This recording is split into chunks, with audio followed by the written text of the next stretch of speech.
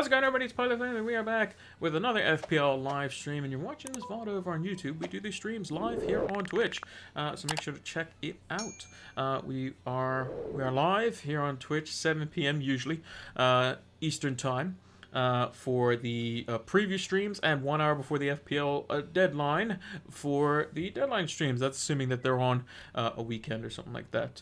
But things are going to change starting next week-ish, because I'm actually on vacation, tentatively still, but I'm scheduled to be on vacation, so which is quite nice, which means we can do streams 1 hour before the FPL deadline, and it's going to be around the Christmas period time, which makes it so that I can do it 1 hour before the FPL deadline, no matter what day it is, which is quite nice. So yeah, make sure to take a look out for those ones. I did post a schedule over on Twitter, so just go through all my media posts. It'll be in like a little spreadsheet.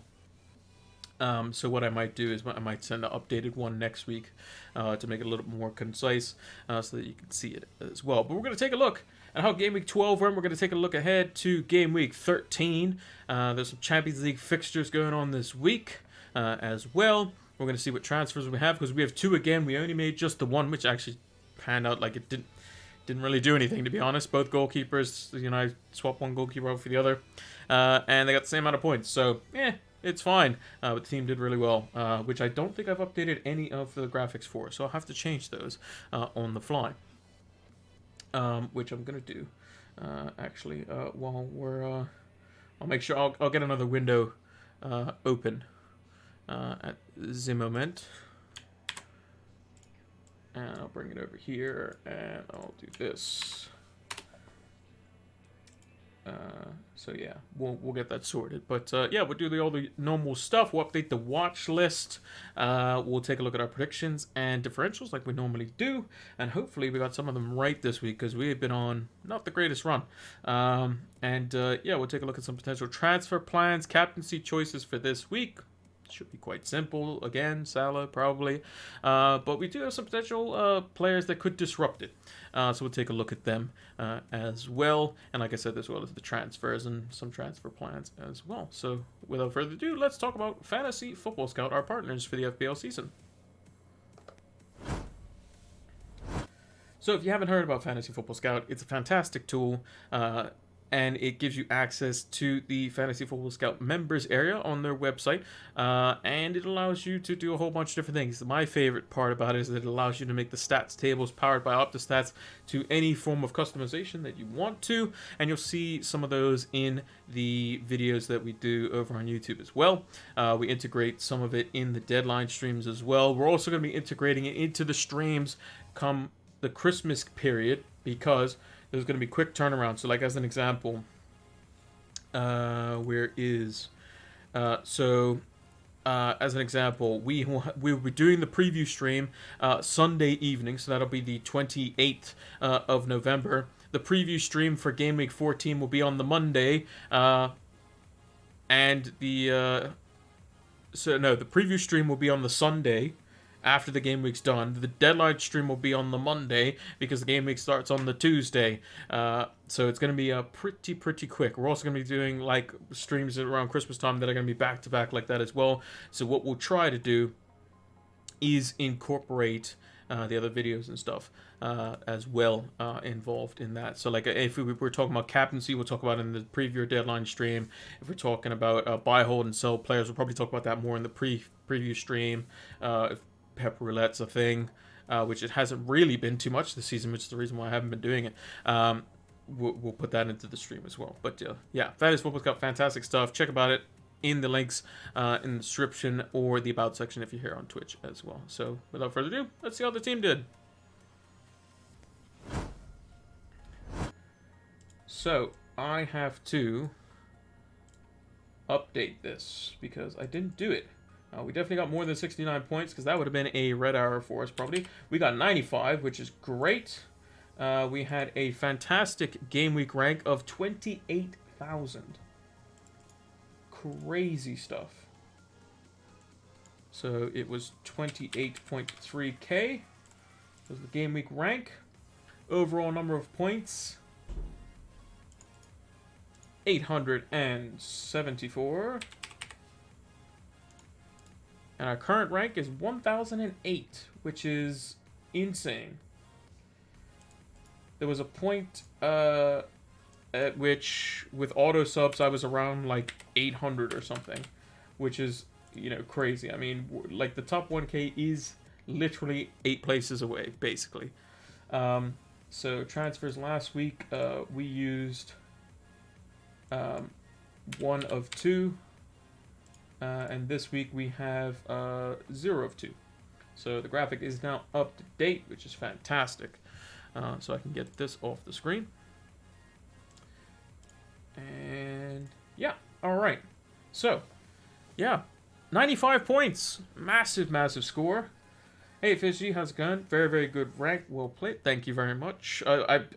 Again, sometimes what I've been doing this season is very, very simple. Last season, what I would have done is I'd have ripped my team up to probably get in Kane or something like that.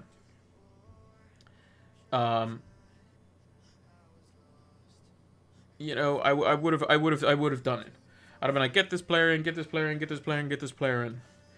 But what I did was, as I said, I still want to see. I want more information.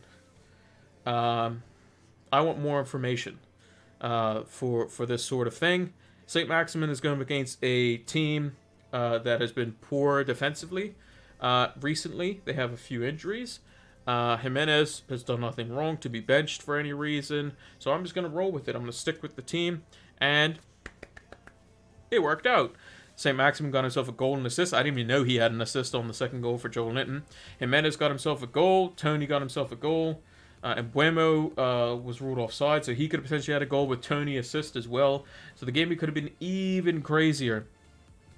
We played Diaz, who didn't play, so that's a bit annoying, because City did keep a clean sheet. But we got Smith Rowe 2 points off the bench, because Rafinha didn't play either.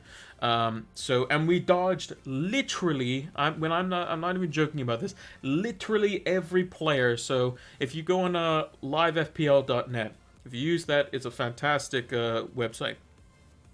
Basically, on LiveFPL, it shows you all the players that can hurt your rank, and if they're above a certain percentage, they have like a little demon-looking icon, which is like, this player could probably hurt you. If the player is really highly owned and they can hurt you, so like as an example, the highest owned player against my team was like Antonio. He was like 70 or odd percent. He had a skull and crossbones. So basically, if he scores, we're in some terrible, terrible trouble because his effective points against us is massive, basically.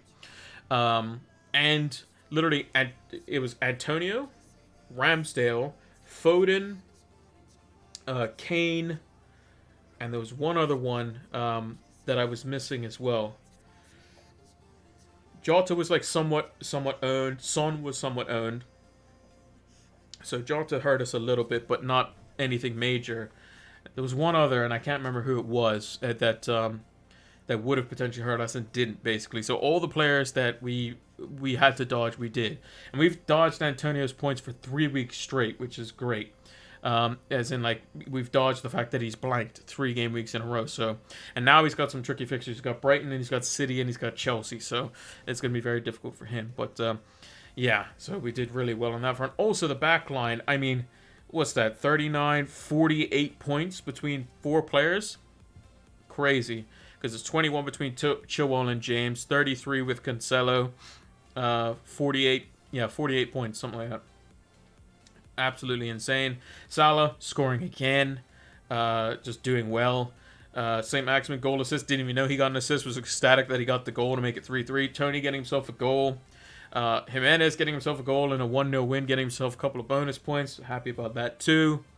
And all of our points were on the field, and Guaita got us 3 points, so he would have got us 2 more points even if we hadn't swapped him out for Fernandes. But I think longer term, he might be the better goalkeeper because he makes a lot of saves, and he has some good fixtures coming up. Aston Villa at home, they're going to definitely want to try to attack.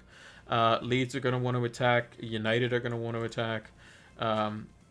It's only against like the teams like Norwich and whatnot that might want to sit back a little bit. White is a very good, solid goalkeeper, whereas Ramsdale now has some trickier ones after Newcastle United away. Who knows what United's going to look like there. Everton might be getting some players back soon enough. West Ham, we could rotate these goalkeepers and see how it goes. But yeah, crazy. I'm happy with Guaita. Cancelo had him with the vice captain. should have captained him, in hindsight, because it was either Cancelo or Salah. I mean, the assist was, it's just ridiculous.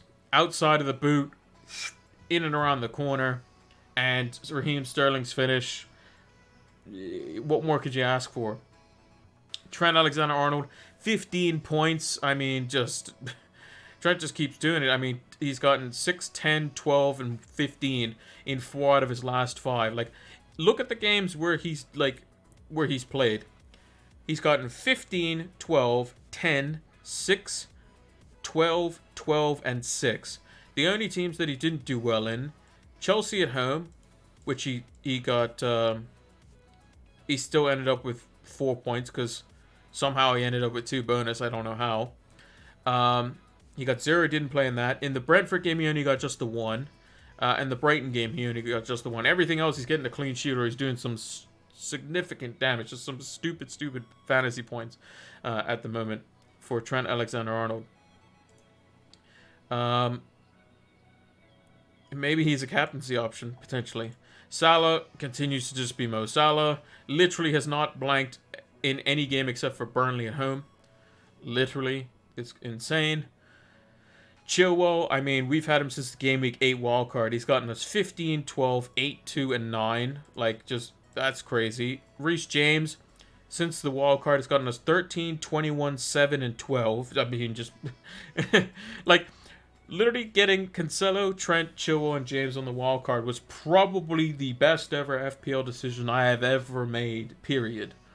Just period. Like, those 4, I couldn't have 4 better defenders in my team at the moment, literally. They are just doing so much damage. Smith Rowe, just the 2 points, expected that if Rafinha didn't play, coming off the bench versus Liverpool. I mean, Arsenal, they were they had a little bit of control in the first 20 minutes or so, but ultimately nothing really going for them. And Liverpool got fired up after the incident between Klopp and Arteta, and then kind of got the game under control there, and then played the Liverpool way in which they just strangled you and pressed high and did the damage. And Bomo, unlucky again, struck the post again, but Tony ended up getting a goal for us, which was quite nice. St. Maximin goal assist, did not expect that at all. I was very surprised to see him get 10 points, which was very, very nice. Raul Jimenez, 8 points as well, the only goal in the game. So yeah, we got some big decisions to make because Jimenez, Tony, and St. Maximin all scored, and they were all vying for basically getting rid of them. It's a bit interesting. They could have all been on the chopping block. Ramsdale just the 1 point, so we played the right goalkeeper. Rafinha, not sure what his injury is, so we'll have to wait and see on that, which is why I didn't do any transfers last night with Diaz potentially going down, but Smith Rowe and I think Jimenez went up, so that kind of cancels it out there. And then Brownhill, we weren't going to play. What's your squad value? Well, I can certainly check that. If we go to the game week history, our squad value is currently 103.2, which I think is actually on the lower end, to be honest. I think that's on the lower end. I don't think that's as high as some other teams that I've seen. I think if you had 103 like a few weeks ago, that was probably about like, that was on the higher end. Now that's kind of like middling to low, I think. I could be wrong though. Not sure what the average FPL squad is. I know teams can obviously have higher squad values than that, but remember I also have 4.9 million of that in my in the bank as well. And if you look at the players that we have, Ramsdale's got 0.3 in him, Chilwell's got 0.4, James has got 0.6, Trent's got 0.3, Cancelo's got 0.5. Smith Rowe's got 0.6, and Bomo's got 0.1, Rafinha 0.1, Salah 0.5, Tony 0.1, Jimenez 0.3. So we've got some players that we probably won't get rid of anytime soon, like Reece James, Trent, Cancelo, probably Smith Rowe. Like they're just not gonna go anywhere anytime soon. But we'll talk about transfers in a bit. But yeah, team did well. Team did very, very well. So very, very happy. Really, really wanted to be inside the top 1K. That would have been really cool to have a 3-digit rank. But yeah, like I said, when I like took the screenshot after Saturday or whatever, it was like I was in like 700 or 800 after what was it, the Saturday games with auto subs, and I was like, it's not bad. We take those. So let's take a look at our differentials and picks and predictions from last week. So let's bring up the tweet that we have here. So let's see how we did prediction-wise. So hopefully everyone can see me. Oh, gotta change the color of the pen. Yeah, you can see that. Okay, fine. Right, so we predicted a 2-1 Chelsea win. It was a 3-0 convincing win. They could have literally played that game blindfolded, and I think they still won. If you're not familiar with how the scoring works, if you get the exact score right, you get 3 points. If you get the result right, you get 1. And if you don't get it, then you get nothing. So I get just the 1 point for that. Congrats with the Gameweek in your rank. Thank you very much. And congrats to you. 13K to 14.7K. Hey, you're hot on my trail. You are hot on my trail. Yeah, a lot of... it seems like since this season's been more normal. Like last season, it was like players were getting, having to isolate and whatnot, like just random times. And it kind of disrupted things and made it very, very difficult. So I feel like there was a lot more luck involved last season. There's still plenty of luck involved this season. Like, this week was extremely lucky for me. Extremely lucky. Antonio could have scored. Foden could have scored and not been injured and hooked off before 60 minutes. Ramsdale could have made a few more saves or something like that. And Arsenal could have kept the score down a little bit. And then I'm looking at a tiny green arrow or something. Potentially even a red arrow, depending on how much damage Antonio did. But again, that's where the luck kind of falls your way. Aston Villa versus Brighton. They won 2-0 under Gerrard's first game, getting themselves the victory. I predicted 2-1, so just the 1 point there. Burnley versus Crystal Palace and Newcastle versus Brentford. Both 3-3 score lines. I didn't predict those. I predicted 2-1 wins either side for Crystal Palace and Newcastle. So we've got both of those predictions wrong, unfortunately. Southampton versus Norwich. I predicted a 2-0 win for Southampton. And Dean Smith, second bite at the cherry with a different team, beats Southampton 2-1. Basically, Dean Smith's last game in charge of Aston Villa was against Southampton. And he gets to play them again. And did better this time with arguably a worse team. So got that one wrong there. Man United versus Watford. We're not going to talk about that. I got it wrong for sure. West Ham versus Wolves. Got that one wrong as well. I did Havertz to Jota and Antonio to CR7. I'm happy about my transfers. Yep. I mean, hey, at the end of the day, you do the transfers with your chest. Havertz didn't get anything. Antonio didn't get anything. Ronaldo didn't get anything, but Jota did, so I think you made out on that one. Ronaldo's still in place for when you need him.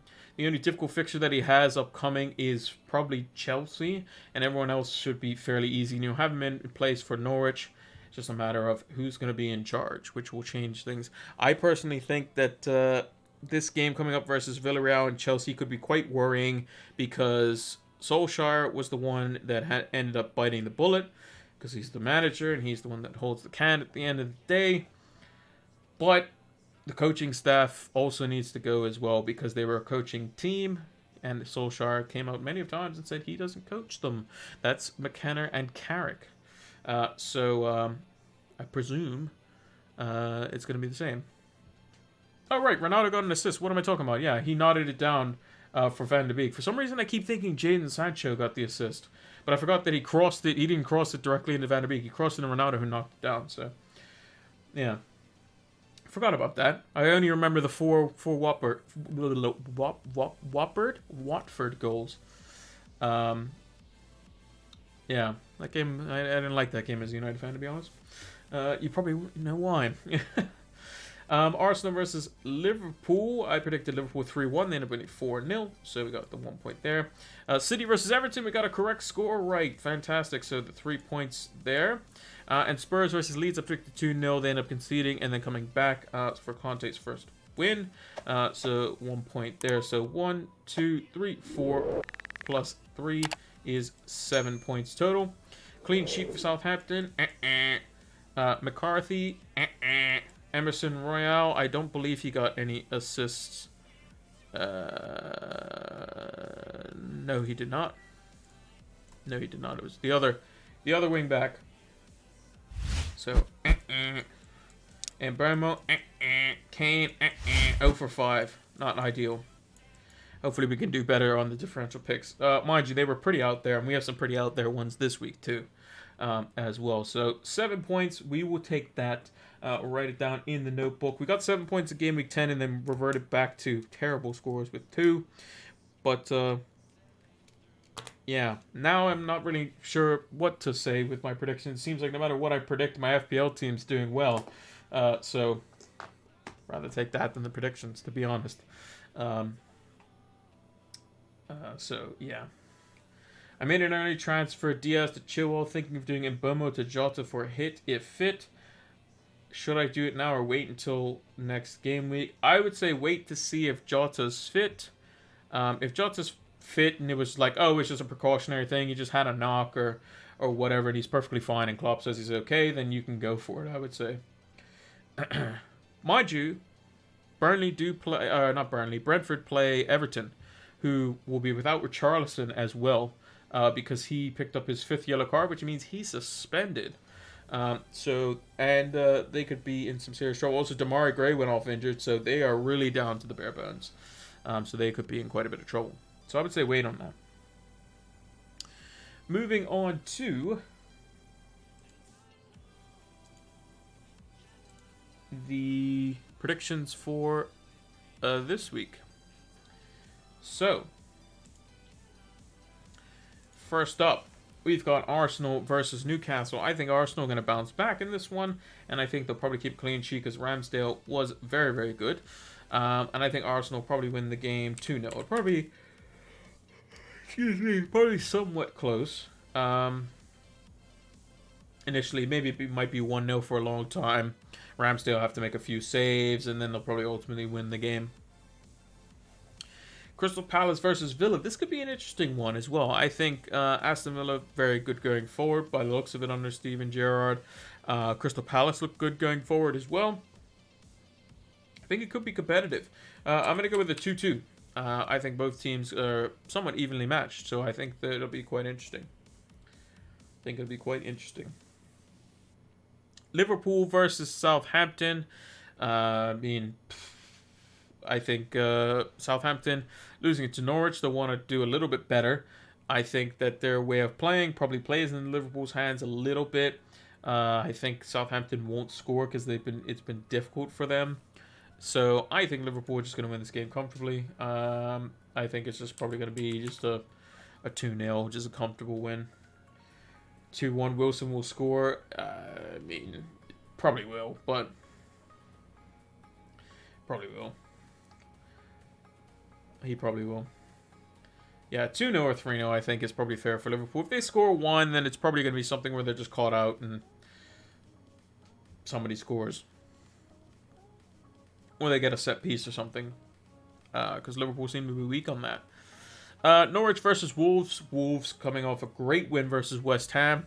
These are the sorts of games that they should be winning. And I think that Norwich will feel comfortable that they've won the last game that they've played, but they still need more points. They could open up a little bit under Dean Smith.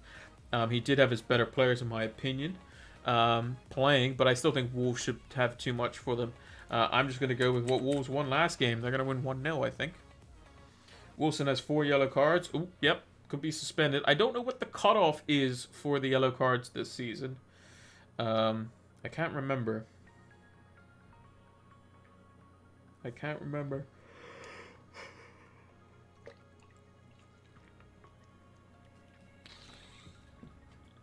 Let me see if I can find it.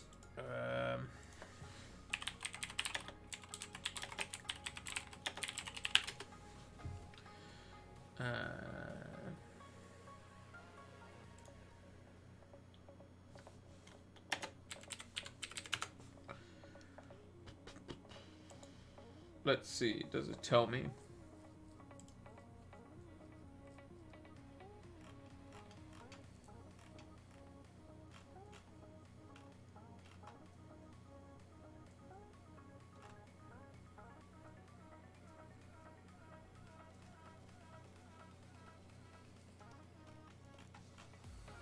I can't seem to find it.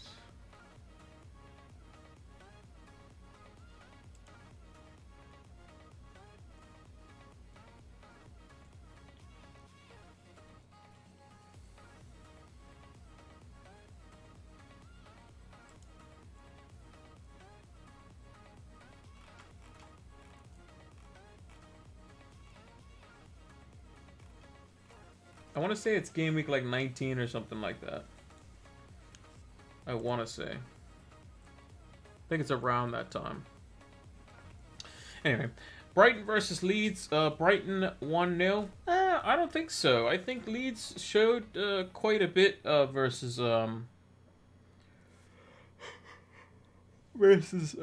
Spurs. I'm not sure that Brighton, if Leeds had scored, I'm not sure if Brighton would have came back and won the game, to be honest. I think they might have drawn.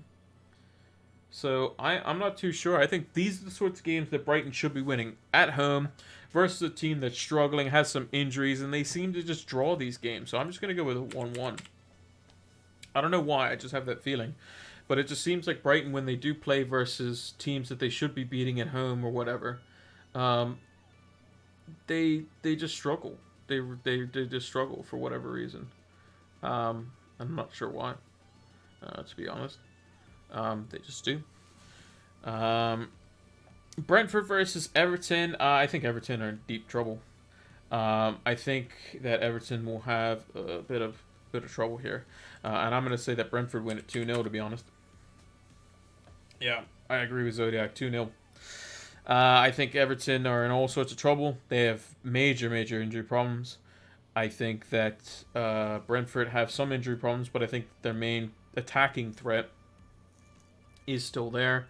And if they utilize that, then Everton are just going to be leaky at the back, which they have been. And Pickford has gone back to his old club self, as it were, where he's just all over the shop, to be honest. Burnley versus Spurs. I think this is a game comfortable for Antonio Conte to win away from home. I don't think it's going to be a 1-1. I think Kane or Son get on the score sheet this week. And I think they cruise to a victory. They control it. And they're a lot better defensively than what they were versus Leeds. And they were still pretty good defensively in the latter stages of the game. At least in my opinion. I think they keep a clean sheet, and I think they win 2-0. Like, I see Antonio Conte when his team is doing well. Very similar and akin to what Tuchel is trying to do, or what he's doing currently at Chelsea, basically, where it's just every week, game in, game out, just 2-0, 2-0, 2-0, 2-0, or just mainly get the clean sheet and just control the game, get a few opportunities, put one away, and off you go, and then just see the rest of the game out, because it may be considered boring, but for the spells where they do create chances and then they get ahead, they don't really need to do anything drastic. If they can just hang on to the ball and control the game. Basically similar to what City did versus United. They didn't do anything crazy. They created a whole bunch of chances. They scored a couple, and then they turned it into a training session. That's exactly what you want. You don't want the team to ever have a chance. You want to limit their percentage chance of winning as close to zero as possible, being out of their control. Will you get in Son and Kane then? Considering one or the other, mind you, I want to see what Chelsea's team's doing. Because I know they're playing against United, but if United still have Carrick by the time, in the same coaching staff come the weekend, I might just bring in Lukaku. Because he's supposed to be back this week, and I can see him playing up front, and he'll want to score versus his old club, and he'll be doing like a shush or something like that if he scores or whatever to the United away fans, and Yeah, I can see that happening. It's just a matter of is he fit and available? Because Kane played okay. He was doing better, but he was still dropping deep at times, which was kind of frustrating. Son looked to be kind of just a counter-attacking merchant at times. Kane, if I'm going to pick one, Kane's probably the one to go for, but I mean, Lukaku has Watford after this game, and they should blast Watford. They should absolutely rip him to bits. And Tuchel's going to go strong versus United. He's going to go strong versus Juventus, because if they beat Juventus, I think they're in a good position in the Champions League. Let me check Chelsea's Champions League status. They play Juventus in Champions League. They play tomorrow at 4 o'clock. Juventus is currently top of the group. Chelsea lost to Juventus 1-0 last time, so they win 2-0, and then the same points as Juventus going into the final after the final game. So if they both end on 15 points or whatever it's going to be, Chelsea would go through, because basically the way it works is it goes head-to-head record. If you've taken one apiece from each other or 2 draws, then Chelsea and Juventus will then go to goal difference against each other. And if Chelsea had won 2-0 and Juventus had won 1-0, Chelsea gets the edge there, and they would go through first. So Chelsea need to win the game, and I think they're going to go do that as well. And if Chelsea can't win the game 2-0, then they need to win it by... they're going to win it by just the 1-goal margin. They need to score more than 1 goal, obviously. Because then the goals for, I think, comes into play for that as well. So that's something to kind of keep into consideration. Right then. Leicester versus Watford. So, Leicester have been not great recently. Except versus United, and any team that plays against United is doing well. Leicester versus Watford. I think Leicester should win this game. I think that they can be easily dragged into a counter-attacking battle. Ranieri will know what Leicester's trying to do, and I think they could put up a potentially good fight. I think ultimately Leicester will just nick it, though. I can see them winning the game 2-1, although the lack of Yuri Tielemans might make it difficult for them to do a lot in this one. Without Tielemans, they left a bit all over the place. Man City versus West Ham. I think West Ham are still... I mean, they didn't score versus Wolves. I think they're still good for a goal, probably a set-piece goal of some kind. I still think City will ultimately win the game. I think this will be a cagey one. City will probably, get ahead 2-1, keep the ball, make West Ham come and get them. Maybe they nick one at the very end to make it 3-1, but I think they'll create chances, and I think they will ultimately win the game. I still think West Ham, if they get a set piece, they're dangerous versus anyone in the Premier League. And then Chelsea versus Man United. I think based on what we've seen right now, what we look at United's team, the coaching staff is effectively still the same, because it's 75% of it's still there with Mike Phelan, Michael Carrick, and Kieran McKenna. The only person that's gotten rid of is Solskjaer, who's the one that, from what I understand, picks the team, does man management, quote unquote, which can be criticized if you actually deep dive into it. Because he doesn't do the coaching, because he said on multiple occasions he doesn't. That's McKenna and Carrick. So, is it going to be the same? I don't know, but they could have a different manager by then. Me personally, I think Chelsea are at home. The sensible thing for me, I think the game's going to be pretty similar to how United went up against City. They're going to try to give Chelsea the ball and say, we're going to try to hit you on the counter. I think United might get a goal, because I think Ronaldo's good enough to just get a goal in this game. But I think ultimately Chelsea will just do what City did to United.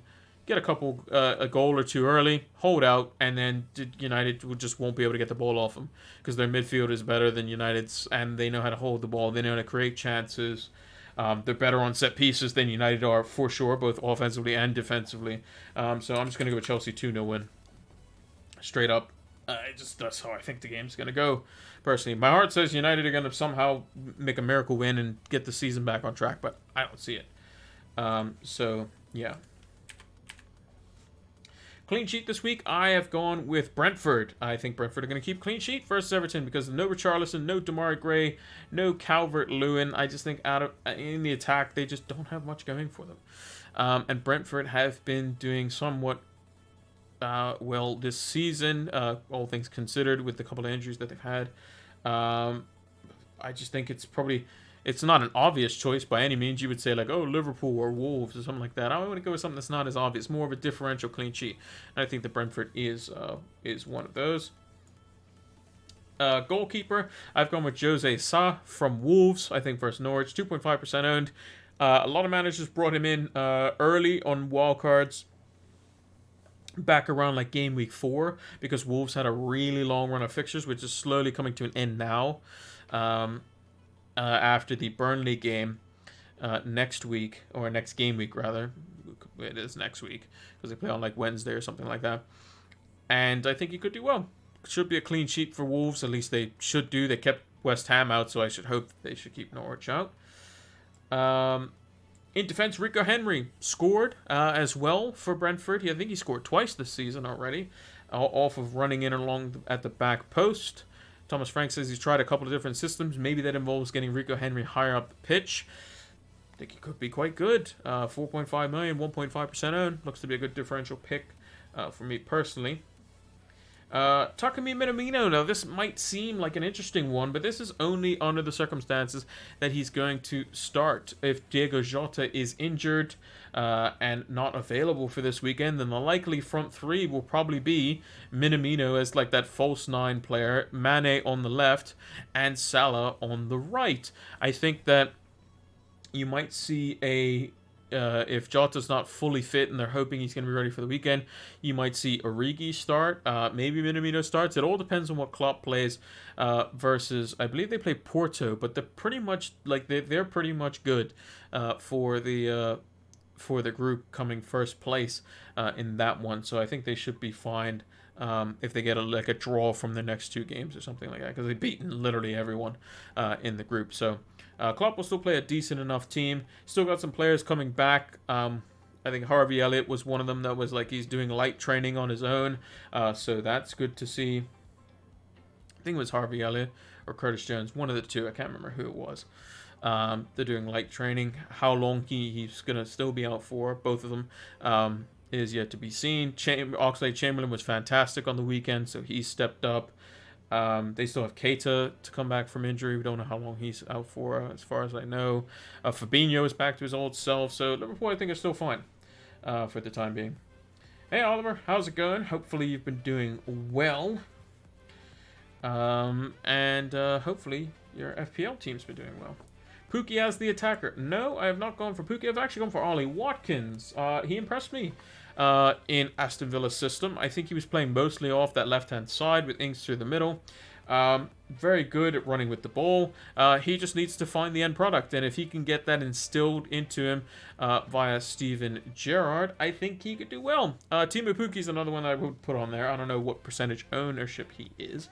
But Ollie Watkins, definitely a differential pick, 2.7%, and I think he's 7.3 million, so it could be an interesting option there as well. Got 73 points, decent. Yeah, not too bad. 4.5%, so yeah, Pukki definitely falls under that. That Cancelo return really hurt. You had Antonio Rudiger. Yeah, I saw a couple of FPL teams on Twitter that had Rudiger, Chilwell, Reece James, Cancelo, and Trent, and I was like, whoo! Your team did crazy numbers this week if you had those 5. So yeah, very, very interesting stuff there. But yeah, that's the clean sheet and differential picks as we normally do. I will post those over on the community section on YouTube, and I'll post them over on Twitter as well. So we'll take a look at those on the next preview show as well. So let's move into the team here. Let me move the tweet notepad out of the way. There we go. So yeah, this is what the team looks like. Just the one flag at the moment with Rafinha, but let's run through the team.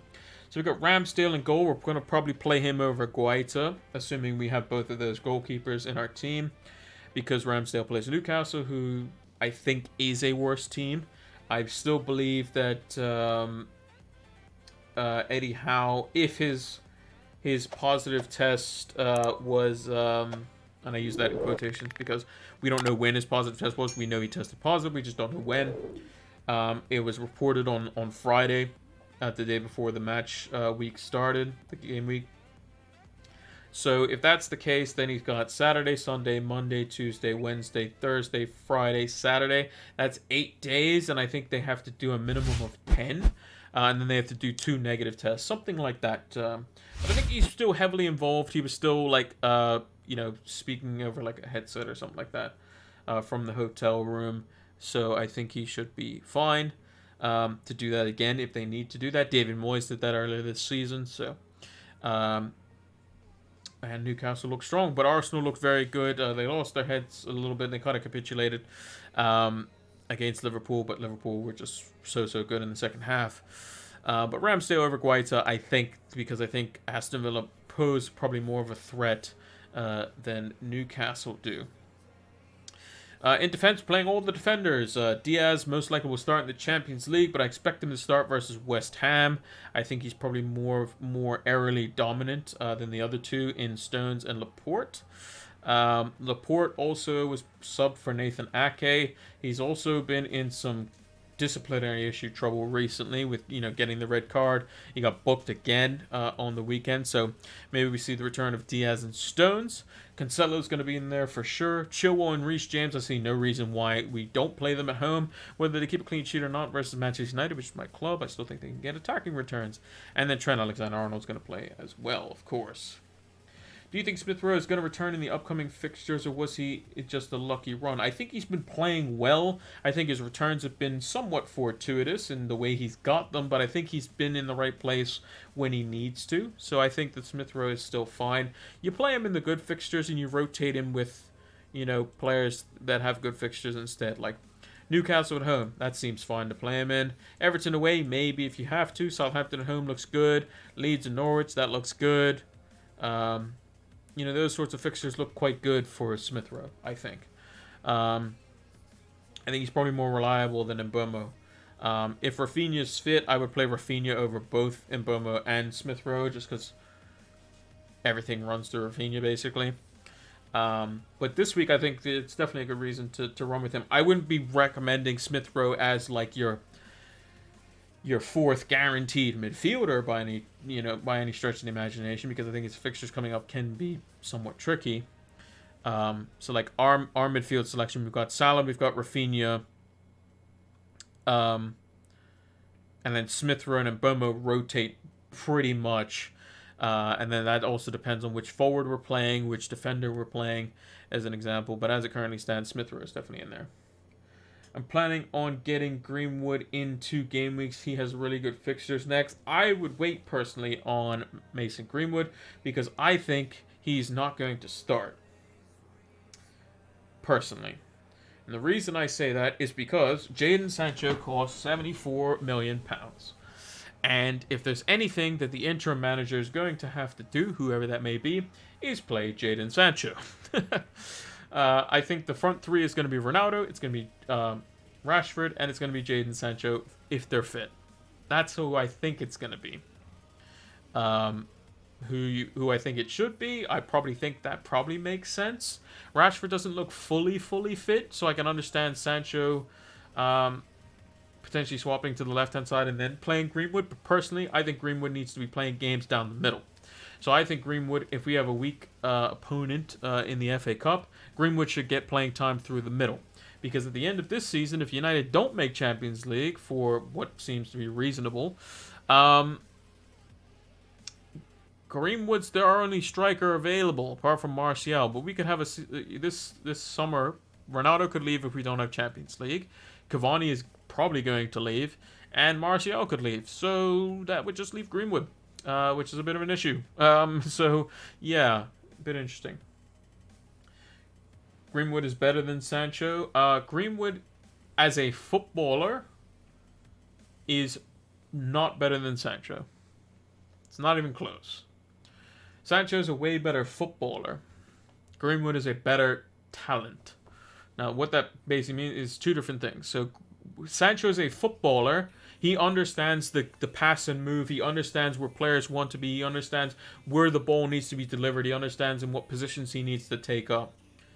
Greenwood gets the ball for the most part, and he's very instinctual. That's why he's a very good player to be molded into a number 9, because he can shoot off both feet, and he's very quick with his shot. Where Sancho wants to link with players, he wants to be involved, which is why when Van de Beek came on, it was a match made in heaven, because those two, one played at Ajax, one played at Dortmund. What do they do really well? They do pass and move, really quick interchange. They like to do that 1-2 sort of stuff around players, movements into the box. That's what they like to do. That's why they linked up so well. Greenwood is definitely not that on the right-hand side. He's just shoot, shoot, shoot. That's what he's good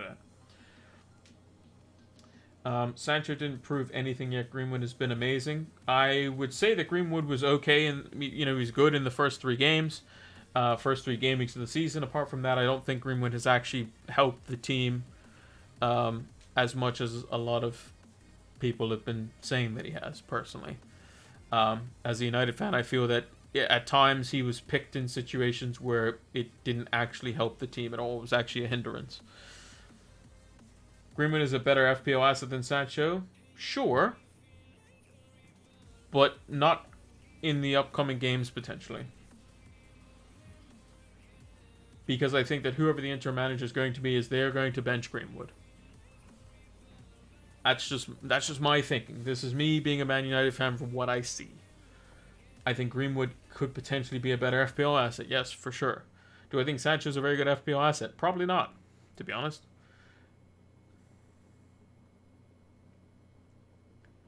Yeah, Greenwood won't be a better FPL asset necessarily because he'll be on the bench. That's my only thing. Also, if you look at players that are when you sub on a player, and you want to change things up, the best player to sub on to change things up isn't Mason Greenwood. It's Edinson Cavani. You put 2 up top. You put Ronaldo up alongside him. You take one of your midfielders out, and you keep someone creative in central midfield and just run with those two and go like a 4-4-2 or something. Greenwood can do that, but Cavani is going to press. Greenwood doesn't press. Greenwood hardly tracks back. Rashford hasn't been tracking back since he's been playing either, which is a bit of an issue. Jadon Sancho does track back. He does do good defensive work. That's why he's very valuable as well. Greenwood will play Champions League, I think. I mean, he currently he's tested positive, so I don't think he's going to be playing Champions League. That's why he wasn't involved in the squad this weekend. And that's assuming that United make it to the next round. Because if they lose to Villarreal and Atalanta goes and wins next week, United come 3rd. And then they're in Europa League. In which case, then Sancho's probably going to play in Europa League every week. Probably. Yeah, Solskjaer said in his press conference that he tested positive. So he is isolating currently. As a return date, we don't know. But again, 10 days and then like the double negative test, and then he should be fine, I would think. So yeah. But yeah, I would say for United, don't touch United with a 10-foot pole at the moment.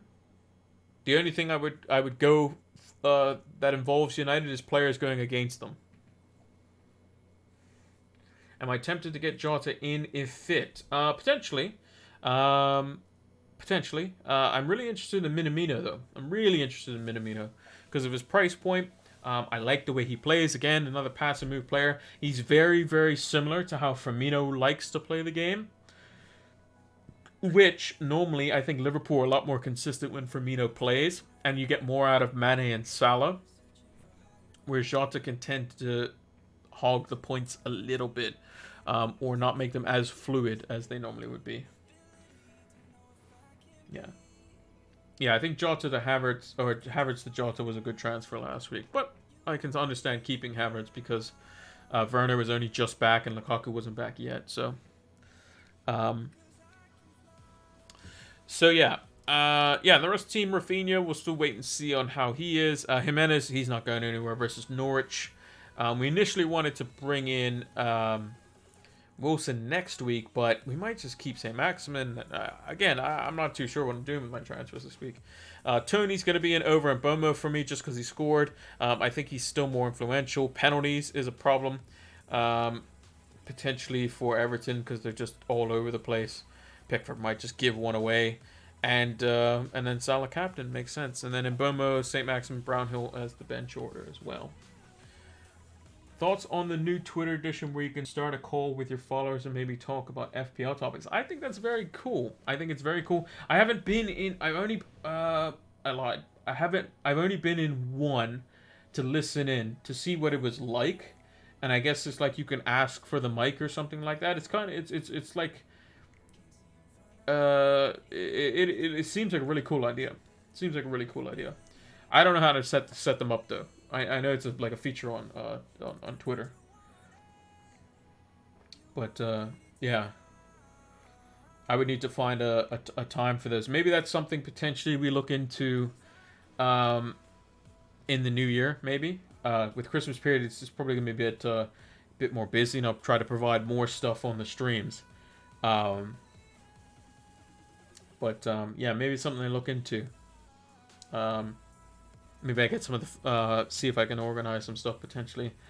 Being a Fantasy Football Scout affiliate, maybe I can get some of the Fantasy Football Scout members to see if we can set something up. That might be nice as well. Let's go over to the watch list. We're going to update this. So the one player I wanted to add from last week was Jared Bowen. Someone who went up in price, 3.1% owned. I forgot to add him to my watch list. Let's see. So, are we adding any Arsenal players? No. Aston Villa. We're going to keep an eye on Ollie Watkins. Brentford, no. Brighton. Is Leandro Trossard on the list? Because he's been playing false 9. He is on the watch list. And his fixtures look good this week. Maybe Trossard's a good differential. Scored 2 in his last 3. Not too bad there. Burnley, no. Chelsea, no. Crystal Palace, no. Everton, no. Leeds, no. Leicester, no. Liverpool, not at the moment. City, no. United, Newcastle. Do we have Wilson on the list? I believe we have Wilson on the watch list. Yeah, we do. Of course we have Wilson on the watch list. Norwich, no. Southampton, no. Spurs, we have all the Spurs players that we want on there. Watford, West Ham, Wolves. So we got everyone. We don't have to update the watch list with very many players. Which we have Edison McCarthy, Guaito, Region, Livramento, Gabriel, who we're going to actually remove from it. To be honest, I think Arsenal defense is not... as consistent. They seem to just capitulate. So any team that scores a goal early might be a bit interesting. Tierney's also back now, so that could be a bit of a risk. Emerson Royal I liked. Lamptey, did Lamptey play this weekend? He did. Gallagher, Son, Bernardo Silva, Bowen, Jota, Trossard, Saka. Saka's going to get removed from the watch list. I think just Smith Rowe has been looking better. Foden, Cornet, smashing it. Rashford, all United players are going to be removed, except for probably Ronaldo. Antonio, Ronaldo, Hwang. I think Hwang can also be potentially removed as well. 3 blanks in a row. Wilson, Kane, and Broja can also be removed as well, because he hasn't... he's only come back from injury, and it seems like Adams and Armstrong are back into it. Time for me to sleep. It's 2 a.m. here. Sleep well. Thanks for streaming. No worries. The rest of the VOD will be up on YouTube for everyone to watch as per normal. Right. Now, what are we doing with the transfers? Because we have 2 transfers again, and I still don't know what to do. So maybe some Champions League things will, figure some stuff out. But what I was going to do this week is I was probably going to get rid of St. Maximin. Probably. Bring in Kane because he looked the better of the 2 in my opinion. And then downgrade Diaz to somebody. I don't know who that somebody is. Originally it was going to be Ramsdale that was going to get the downgrade to somebody. Because we can still downgrade Ramsdale to Foster. But if Kane goes up in price or Foster goes up in price, then we are in a bit of a pickle. And the price changes approximately tonight are Dennis going up. Kane's very close. Kovacic, Gray, and Veltman potentially going down. So those are the approximations, not exactly fully accurate. So yeah, then it would be Foster would come and goal, and we'd have the exact money to do that. The alternative also is just get rid of Diaz, bring in Kane, and bring in the likes of a Reguilon or an Emerson Royale or somebody like that over the next few fixtures. It's just a cheaper player. I think Royale is probably more effective. He's been better going forward, I think. Like, yes, Reguilon got the goal, but I think Royale has been doing quite good. He's also 4.9, which is quite nice as well. It also leaves us with a bit more money to go to the likes of Antonio straight up for Jimenez at one point when we go to get Antonio. We would have exact money to do that straight up in game week 16, where it's probably where we want Antonio back. Also at that time in game week 16, I think that we could get rid of Rafinha as well. Apparently Rafinha was ill, so we're not too sure on that, what that may or may not be. But in game week 16, we can look to potentially get rid of Rafinha. We could bring in Jared Bowen as well. I think that combination could be quite nice. We could have Bowen and we could have Antonio for their nice run as well.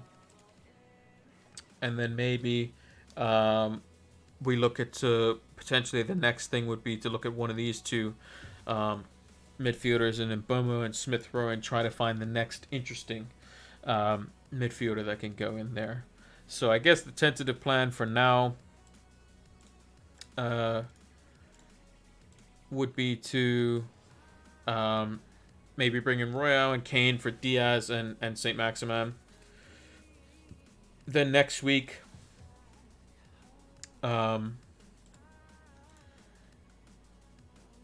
we could bring in Wilson for Jimenez. Jimenez does play Burnley at home, but Wilson plays Norwich, so maybe we just try to, hit that kind of point there, and go for that. So we go for Wilson for the game week 14 fixture. Game week 15, we do nothing. And then in game week 16, when Kane goes to play Brighton, but Ronaldo also goes to play Crystal Palace, which could be tricky, but I still want to see United at that game as well. We could potentially do the Ronaldo transfer afterwards. We can get rid of Wilson, bring in Antonio, get rid of Rafinha, bring in Bowen. Hopefully that time Kane's done something, and then we can go from there. And go from Kane in game week 16 to Ronaldo. That is something that we want to do. Another plan is that if Lukaku's back in this week coming, then maybe we just go straight for Lukaku, who plays Man United and Watford, who are the two worst defenses at the moment. So maybe that's something we go for. Although Chelsea strikers haven't been doing great, but that's mainly due to the fact that Reece James doesn't really have a target to hit. He kind of just does it himself. Whereas if Lukaku's in there, then maybe he gets more assists and Lukaku gets the goals. We shall see. Not really too sure what we're going to do. But again, maybe Kane. I like how Kane was playing. I like how Royale was playing as well. And we'll also probably take a look a little bit into the stats in maybe buy, hold, sell in the captaincy videos to what Kane was doing, what Son was doing, and see how well they how well they played. Because to me personally, we'll see it, like I said, we'll see it in the captaincy video probably, or the buy, hold, sell, how well they did. Also, they still have a game on Thursday, so we have to wait a little bit for that. If Conte goes full strength, which I don't think he will, then we'll have to kind of wait and see on that one. But another thing is that Son's been also being hooked earlier than normal as well. which is something to kind of keep a close eye on, whereas Kane hasn't been. Kane's also on penalties, and yeah, could be quite good. And an easy swap to Ronaldo when United inevitably get themselves back together, hopefully.